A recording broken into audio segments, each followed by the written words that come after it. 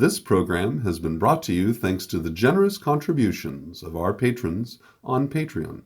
Your patronage is greatly appreciated. And for more content like this, be sure to check out the Modern Alchemist channel on Patreon. Greetings, and welcome to the Modern Alchemist channel.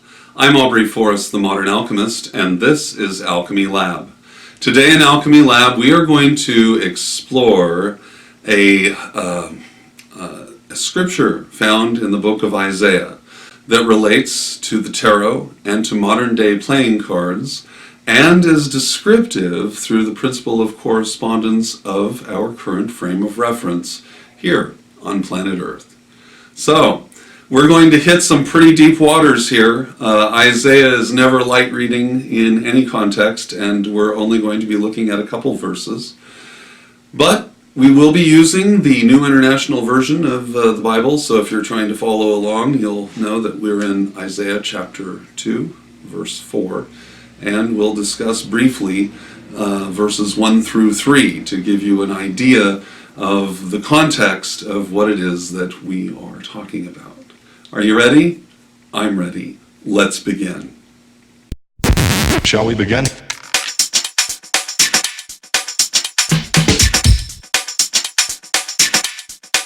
Let's begin now. All right, so we're going to be starting here in Isaiah chapter 2, verses 1 through 4, but specifically we're going to focus on verse 4. But it helps to have a little bit of context to understand that what is being described here is a transition in a change of state.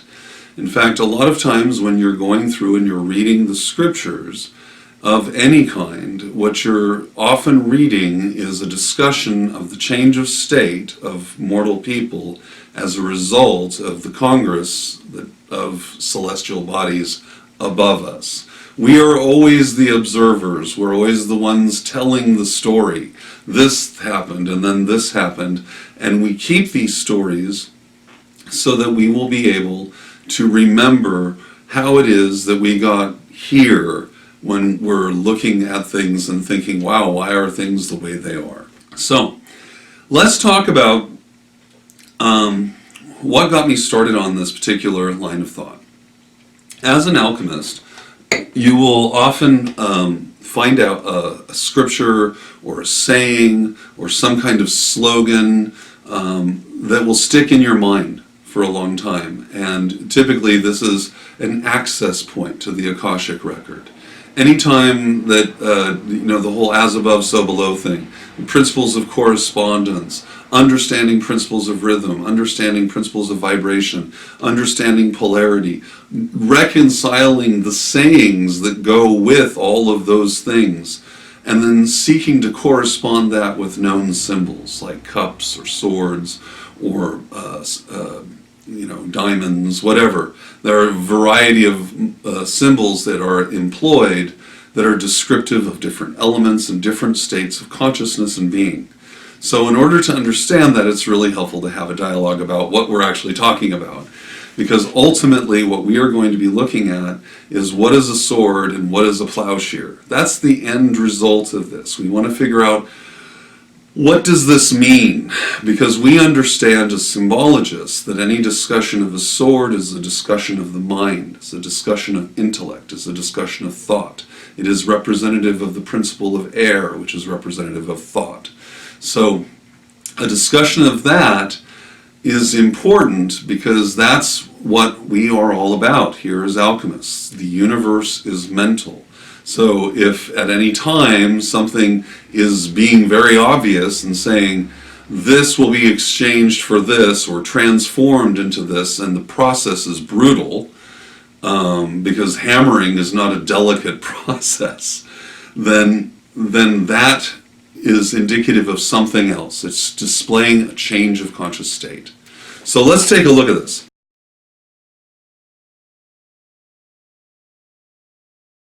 The chapter begins with a discussion in boldface, at least in my version, it just says, the mountain of the Lord. It's a chapter heading. When we talk about mountains, scripturally speaking, and this is any and every scripture, if a sage is at the top of the mountain, if a guru is at the top of the mountain, if your savior is at the top of the mountain, that is a description as we understand from talking about the up, down, in and out, that when you go up, you are going to the center. Remembering that, then, and understanding that the universe is layered, it forms in double layers, as we've talked about in previous classes, then going to the top of the mountain is going to the top of a containment dome, as described in David LaPointe's videos, his primer field videos, that I included for homework for the serious students of alchemy. And in his videos, he'll take two cups that are magnetized and then drive plasma through it. And in the center, a plasmoid will form, as well as rings and disks, and there's magnetic fields. And each of these are representative, then, of what is up and in the center, what is to be expected, which is literal enlightenment. It's literally you being in the presence of divine and divine power unrestrained. And so when you watch those videos, recognize that every temple that has the highest point, every pyramid that you see in Mesoamerica or in the Middle East, every ziggurat, every tower, every wat that you see in Southeast Asia, these are all representative of that field, that containment dome leading up to the center where you have the flip ring and the choke ring, or the choke ring and the flip ring. And that at that point, at that highest center point, then, in exchange with divinity can be expected. So anytime you see a prophet scaling a mountain and seeking enlightenment, it literally is that they're drawing power from the Most High, which exists at the very center. All right? Okay, so let's dig in.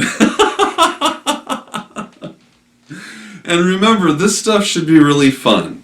And from where I'm taking you, the area that we're exploring this as astrotheologians and alchemists and symbologists. That's our concern here, is to decipher the deeper narrative, which is a discussion of our current state of consciousness.